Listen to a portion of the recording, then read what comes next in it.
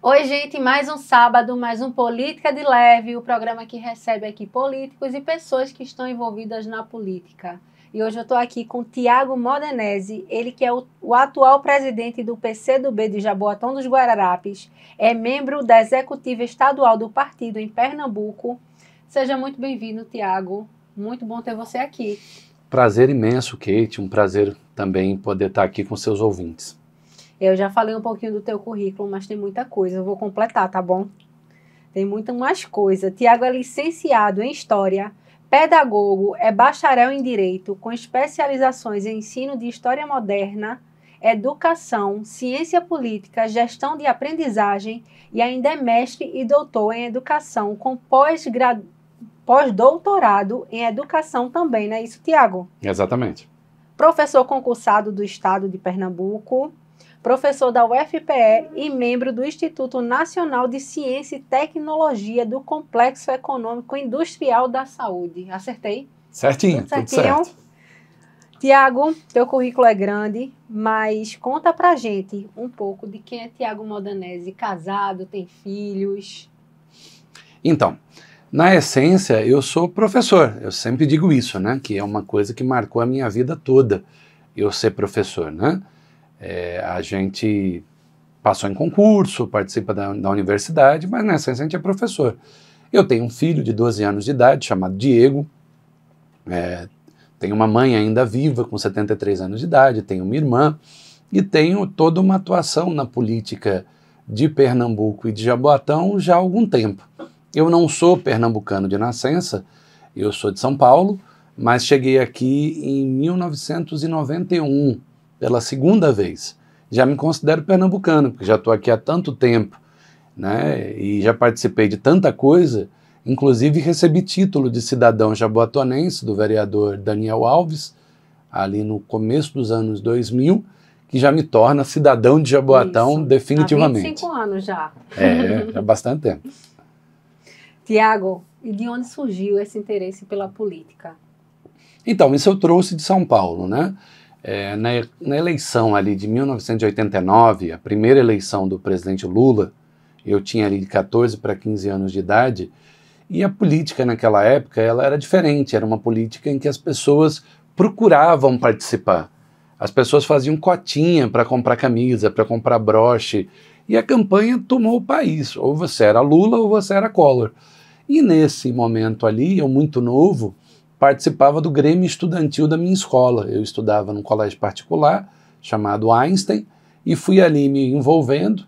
Eu tenho um primo, mais ou menos da minha idade, que já era militante do PCdoB e da nossa juventude ao JS, e eu comecei ali com 14, 15 anos de idade a participar das coisas, vindo a me filiar depois, ali quando eu já tinha 16 anos, né?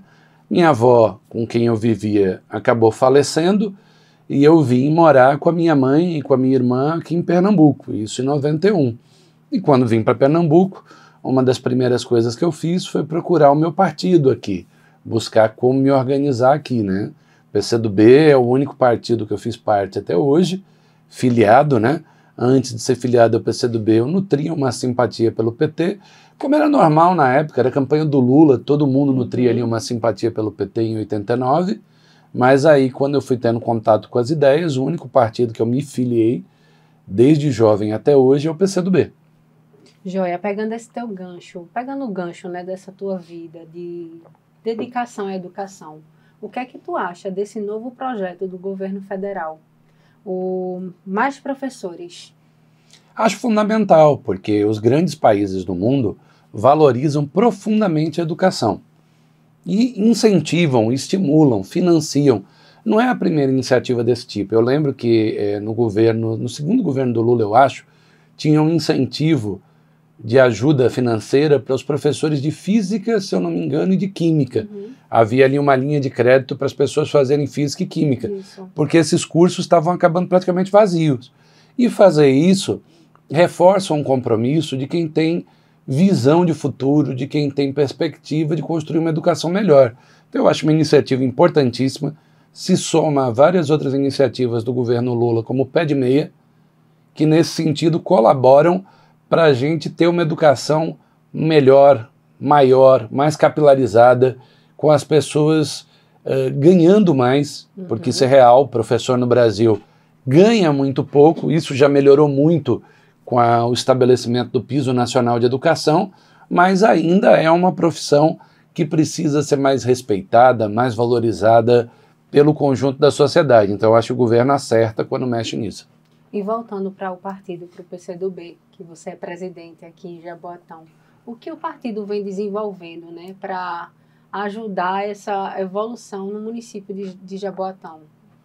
A gente pode dizer que não tem nenhuma grande luta em Jaboatão que não tenha tido a presença do PCdoB. O PCdoB chegou a ter o prefeito de Jaboatão em 1946, quando a gente chamava PCB e a sigla significava Partido Comunista do Brasil.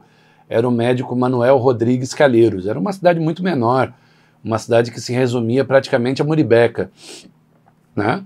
Veio a ditadura militar, assassinou a maioria dos quadros do nosso partido em Jaboatão, e a gente reconstruiu o partido em 1988. Eu ainda não estava em Jaboatão, mas foi um partido reconstruído por trabalhadores rurais, por lideranças estudantis, por professores, e isso tem sido um pouco a nossa marca. Nós somos um partido que tem cadeira na Câmara de Vereadores desde o ano 2000, essa é a primeira eleição desde 2000 que a gente não elege um vereador, um partido que participou das lutas em defesa da escola pública, em defesa da eleição para diretor de escola, em defesa dos trabalhadores, dos servidores. Nós participamos da edificação do Conselho Tutelar na cidade. Então não tem como falar da luta organizada do povo no movimento negro, estudantil, sindical, de mulheres, LGBTQIA+, de bairro, sem falar do PCdoB. O PCdoB não é um partido de eleição, Kate, ele é um partido do movimento social. Sim. Então, para nós, todo dia é dia de luta, e todo ano é ano de luta. A gente não está ali em função só de disputar uma vaga do parlamento. São pautas constantes, né? São pautas constantes. Esse ano, inclusive, que é um ano não eleitoral, a gente tem Congresso Nacional do nosso partido, que vai eleger nossa nova direção nacional. 2026 está batendo na porta, né? Com certeza. As perspectivas para o ano eleitoral, daqui 2 anos. O ano eleitoral no Brasil, ele adquiriu um grau de complexidade muito grande, né? Porque o Brasil, desde a eleição do ex-presidente Bolsonaro, adquiriu um grau de polarização na política muito grande, o que é muito ruim para a democracia, né? Transformar a política em torcida organizada, abstrair que as pessoas podem ter uma opinião e podem mudar de opinião, né? As pessoas podem ali estar corretas, podem estar erradas, e tentar transformar a política numa seita, no mau sentido da palavra, é muito ruim. E a eleição de 2026, que já está batendo a porta, como você disse, ela aponta para uma reeleição do presidente Lula. O presidente Lula tem acertado muito no seu governo, tem enfrentado desafios muito grandes. Vários desafios desses não são desafios internos, são desafios externos. Você vê que agora o mundo vive com um presidente eleito dos Estados Unidos. E tudo que ele fala e tudo que ele faz tem consequências sobre o mundo, inclusive sobre o Brasil. Queda do dólar, subida do dólar, ameaça de sobretaxação. Então o mundo hoje é um mundo muito conservador, mas com resistência de vários países que estão no campo mais democrático. Boa parte deles na América Latina. Brasil, Chile, Bolívia, né, Colômbia, né, são países que caminham num caminho diferente do Trump.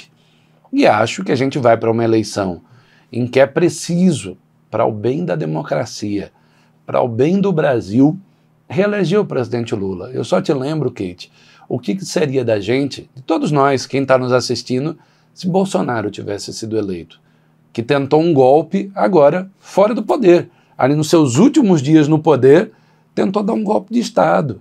É que setores das Forças Armadas, majoritariamente o Exército e a Aeronáutica, os comandantes não toparam o golpe. E se tivesse tido um golpe, onde é que nós estaríamos agora? Provavelmente presos. A democracia, ela é um processo em que tem que se respeitar os resultados. Você ganha e você perde. E essa turma de Bolsonaro, Trump, Milei, essa turma não sabe perder. Toda vez que perde, já ameaça, dizendo, olha, essa eleição não foi bem assim, olha, essa eleição foi fraudada. Poxa vida, né? A Kamala perdeu a eleição nos Estados Unidos e respeitou o resultado. Deu o título lá de presidente ao Trump, foi para a posse do Trump. É isso que a gente espera da democracia. Se não, é fascismo. É o que há de pior para qualquer sociedade. A gente está no Brasil entre manter a democracia ou entregar o Brasil nas mãos de um fascista, que nem pode ser o Bolsonaro, ou de um representante do fascismo. E você pretende se concorrer para algum cargo agora em 2026? Kate, eu nunca fui candidato, né? Eu acho assim, é bacana na política a gente sempre manter ali as portas abertas, não dizer, eu não vou ser candidato de jeito nenhum. Nada na política de jeito nenhum.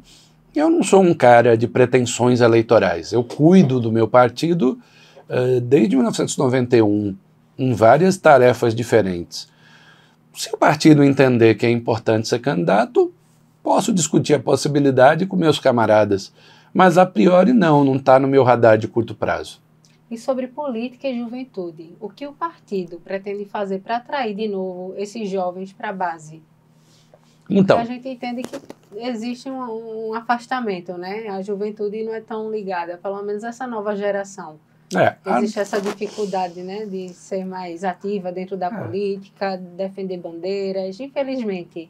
Tanto a nova geração, como até os mais velhos, como até os idosos, ficaram um pouco reféns desse mundo virtual.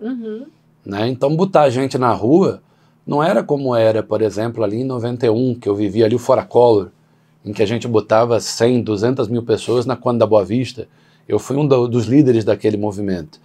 O PCdoB ainda é um dos partidos com grande ligação com a juventude. O PCdoB dirige a UNE, dirige a União Brasileira de Estudantes Secundaristas, a UBS, a Associação Nacional de Pós-Graduandos, a NPG. Recentemente, aqui em Pernambuco, em Olinda, aconteceu a Bienal da UNE, um evento com milhares de estudantes em que eu tive a oportunidade de participar de um painel a convite da UNE, e você nota um engajamento, uma participação. Isso o PCdoB, inclusive as grandes lideranças do PCdoB, vieram e seguem vindo do movimento estudantil.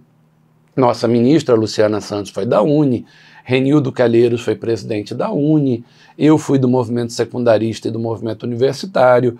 Então, para o PCdoB, a gente tem buscado manter esse contato através do movimento estudantil, mas entendendo também, Kate, que hoje o movimento de juventude não é só estudantil. Ele é um movimento de periferia, é um movimento hip hop, é um movimento das favelas, e a gente está inserido nisso. Mas não é fácil, porque você tem aí todo mundo com celular, acessando grupos de WhatsApp que reproduzem muita mentira, e a luta é desigual para você convencer as pessoas. Mas eu acho que a gente está bem na juventude. Eu acho que o PCdoB ainda segue sendo o grande partido da juventude brasileira. Certo, mas a gente trazendo tudo isso para a nova era, nessa era digital, né? Como é que tu enxerga tudo isso, nessa comunicação política dentro das redes sociais, fake news, os partidos tendo que se posicionar dentro das redes? Como tu vê isso trazendo sua juventude digital e rua? Porque você disse que o PCdoB está bem, a galera vai para a rua, tem eventos, teve agora a Bienal da UNE, mas é complementar o digital? É fundamental. Eu sou daqueles que acham que a gente não pode fingir que o novo não existe. Existe o novo é o digital. As pessoas se engajam nele. A gente costuma dizer que a gente luta nas redes e nas ruas. Então, a nossa presença de rede é grande. Agora, o que o digital faz, né? O digital pega, por exemplo, pessoas que não estudaram nada, que não são formadas em nada, e tem um canal de YouTube turbinado e transformam as pessoas em celebridades. E as pessoas dizem um monte de absurdo, lacram, como a gente costuma dizer nas redes sociais, e acabam se tornando uma referência de uma opinião que não está embasada na verdade. Isso é perigosíssimo. E outras pessoas que têm estudo, que publicam e tal, não têm uma rede social tão grande, então o conceito de que é verdade ficou meio complicado. Hoje você tem nomes, por exemplo, nosso partido tem o Elias Jabbour. Elias é um desses expoentes dos influencers. Publicou um livro recentemente sobre a China, publicado pela Companhia das Letras. tem um canal de YouTube razoável, tem uma capilaridade muito grande.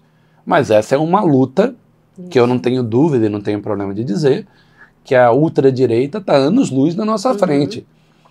Por motivos óbvios. É muito mais fácil, embora seja irresponsável, repercutir ódio, mentira e raiva do que ter que formular opiniões que necessitam de base teórica concreta. Então, o que faz a ultradireita? Ela vive sobre o preconceito contra o negro, contra a mulher, contra o LGBTQIA+. Como Trump ganha a eleição? Muito na rede social, turbinado, procurando um inimigo. A ideia da ultradireita é a busca do inimigo, inclusive calibrando o discurso para cada público. Isso. Veja que você tinha imigrante votando no Trump, criticando outros imigrantes. Então é uma construção baseada no que há de pior da sociedade, no ódio, na perseguição. Nós estamos antenados nisso. O PCdoB tem perfil de redes sociais, tem Instagram, centenas de Instagrams da nossa direção nacional. Nós mantemos um portal chamado Vermelho, do qual eu sou colunista. Nós temos YouTube, canal de YouTube, uma fundação que é Maurício Grabois, fazemos lives e tal, participamos disso. Mas eu disse recentemente na Bienal da Uni, é dialético, tem que ter rua e tem que ter rede. Só rede não resolve. Ficar dando like não vai, por si só, resolver os problemas. Ajuda, mas alguns problemas precisa de gente na rua. E a direita ela tomou um pouco esse protagonismo da gente na rua. A esquerda precisa retomar as ruas, precisa entender que precisa ter gente na rua para fazer as mudanças necessárias para o Brasil e para o mundo. É a defesa do meio ambiente. A gente passou 2 dias em Recife embaixo da água. Isso é o quê? São as mudanças climáticas, fruto de tudo que foi feito contra o nosso meio ambiente. E que essa turma como Trump, Milei, Bolsonaro, trata como se fosse pauta marxista. E não é. É a realidade concreta. A gente está vendo o aumento da temperatura, sensação térmica no Rio de Janeiro chegou a 43, 44 graus. E estamos vendo chuvas em janeiro, fevereiro em Recife, quando se chovia em agosto. Então é preciso protestar e é preciso construir políticas para melhorar essa situação. E um dos pontos de incentivo para trazer as pessoas para a rua, e até também quando a gente fala do digital, você falou aí das fake news, que a direita, as estratégias de direita, né? E das pessoas que terminam aceitando aquilo como verdade. Tu acha que isso também é falta de educação política? Olha, eu acho que nosso povo, no geral, é um povo com muita participação política. O brasileiro, ele participa da política desde que o Brasil foi descoberto. O brasileiro lutou contra a escravidão, lutou depois nas greves trabalhistas, lutou para manter a democracia no país. O Brasil é um país com vários golpes, esse é um problema, golpe com Vargas, ditadura militar, golpe contra Dilma. Então o brasileiro, eu não sou daqueles que acham que o brasileiro é um cara acomodado. Eu acho que o brasileiro é um cara de luta. O que aconteceu no Brasil é o que está acontecendo no mundo inteiro. É uma pressão de rede social, principalmente das redes sociais de comunicação, WhatsApp, Telegram, que vai ali colocando pautas reativas, em que você mobiliza as pessoas em função do que elas têm de preconceito, do que elas têm de raiva, do que elas acham errado. É aquele debate, veja, você está ali a favor ou contra do casamento gay. Veja, você não precisa ser a favor ou contra. Você tem que respeitar o direito de que há necessidade e é correto do ponto de vista do Estado laico e do amor que as pessoas que são gays se casem. Ponto. Mas isso se torna uma pauta da ultradireita. Agora o Trump proibiu as mulheres trans de participarem das Forças Armadas, de participarem dos Jogos Olímpicos. Por quê? Porque ele sabe que isso mobiliza o que tem de pior na sociedade. Então, esse processo de deseducação, na verdade, foi um processo de radicalização de pautas reativas. O que leva um país como o Brasil, que está com a economia bem, o desemprego baixo e a popularidade do presidente Lula caiu?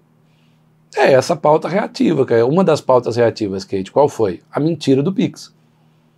Você explicava por A mais B que não ia ter cobrança no Pix, que você não ia ser rastreado pelo imposto de renda, tal, mas isso se espalhou via rede social numa velocidade estúpida que era impossível você sair de casa e não encontrar 1, 2, 10, 20 pessoas que repetissem a mesma coisa. E você tentava explicar e não conseguia. Então é uma luta de ideias constante, estressante. Porque cada momento você pisca, aparece um fato novo. Sim. Né? Não tem um minuto. Ontem o presidente Lula fez uma fala a respeito dos alimentos, já distorceram a fala, já disseram que o Lula não sabia o que a dona de casa quer dizer, já cria-se ali uma situação em que você sai do problema real, o alimento está caro. O alimento está caro, aumentou o poder de consumo do brasileiro. Isso é ruim. O brasileiro está podendo consumir mais. O que está errado? A maneira que o mercado reagiu. O mercado, em vez de ficar feliz que o brasileiro está podendo consumir mais, o mercado aumentou o preço da mercadoria. E quem é que está errado? O governo, que melhorou o poder de vida e o poder de compra das pessoas, a pessoa que está querendo comprar mais, ou o mercado, que de maneira irresponsável aumentou o preço das coisas no supermercado. O mercado é que está errado. Não é o governo. A gente precisa ganhar mais, mas a gente precisa ter um mercado que seja responsável, não um mercado que tenha uma sanha de querer lucrar sobre a melhoria da qualidade de vida das pessoas incessantemente. Isso é uma irresponsabilidade. Repito, o governo acertou tanto que a inflação está baixa. Acertou tanto que o emprego está quase pleno, a gente está com 6% de desemprego. E aí? Onde é que isso reflete? Reflete que na chamada bolha das opiniões, os costumes pesam. As pessoas estão se pautando pelos costumes. Né? O que a pessoa diz sobre o Pix? O Pix virou a versão 2025 da mamadeira de piroca, do fechamento de igreja, virou isso. Fazendo uma análise, trazendo isso para dentro do marketing político e comunicação, tu acha que existe uma falha na comunicação do governo federal? Acho que existia. Acho que existia e acho que o governo resolveu. Mas acho que não é só isso. Não é o marketing. Ele está a serviço da política. Não é o contrário. Eu não posso achar que o marqueteiro vai resolver a política. Não é o caso do Sidônio. O Sidônio não é só um marqueteiro. O Sidônio é um companheiro com tradição política, de militância. Está indo assumir uma tarefa muito importante, melhorar a comunicação do governo e ajudar a população a entender os avanços que ocorrem.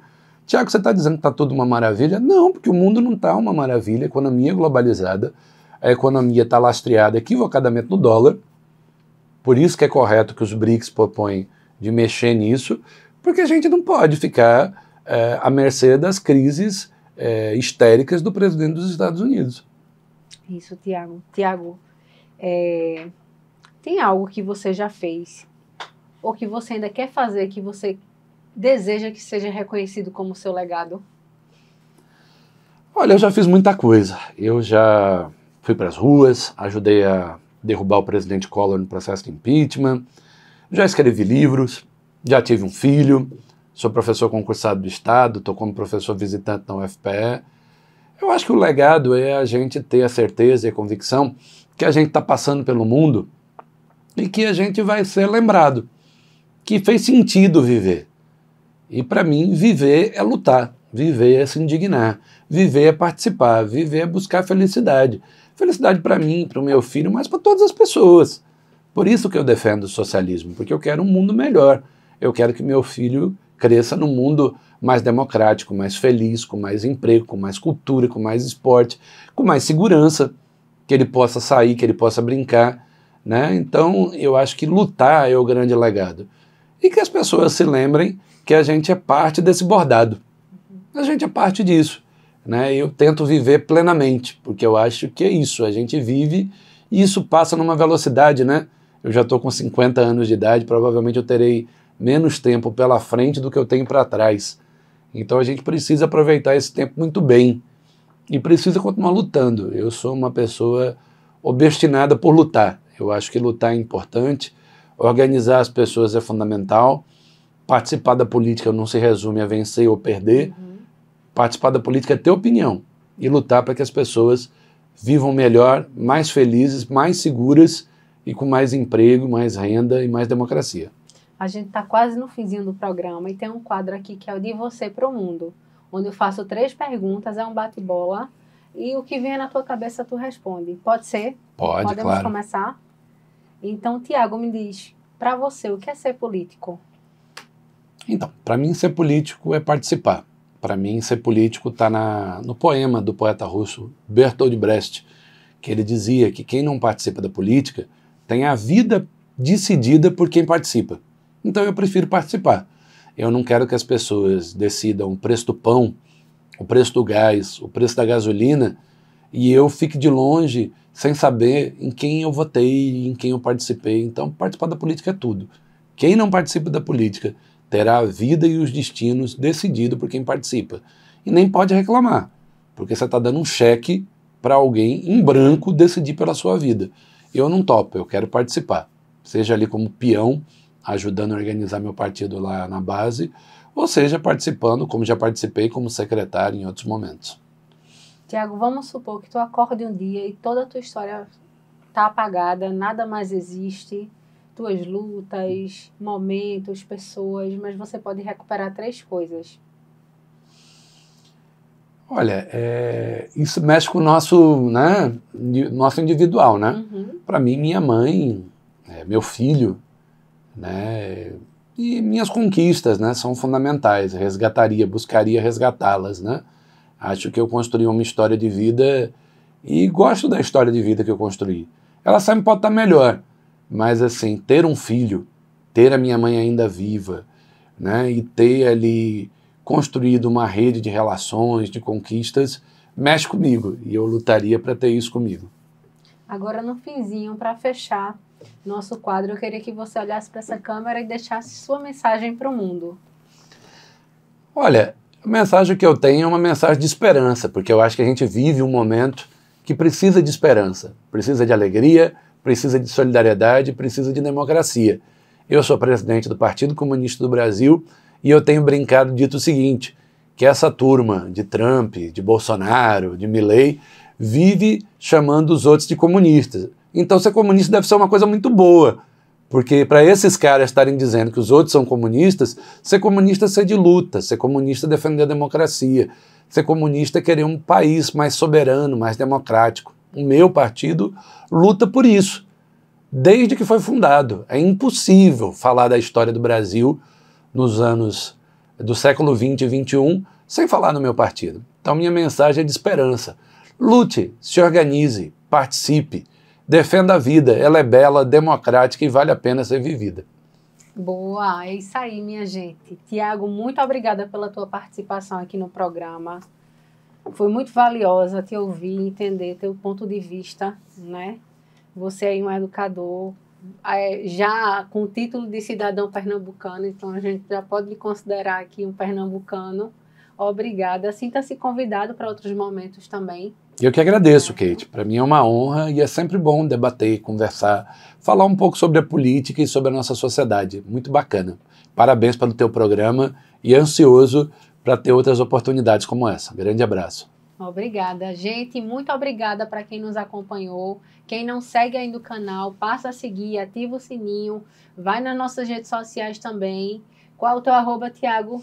Eu é Deixa aí pro pessoal. arroba Tiago com H, Modenese, M-O-D-E-N-E-S-I, Tiago Deixa o Modenese. arroba do partido também. Arroba PC do B Jaboatão, tudo junto.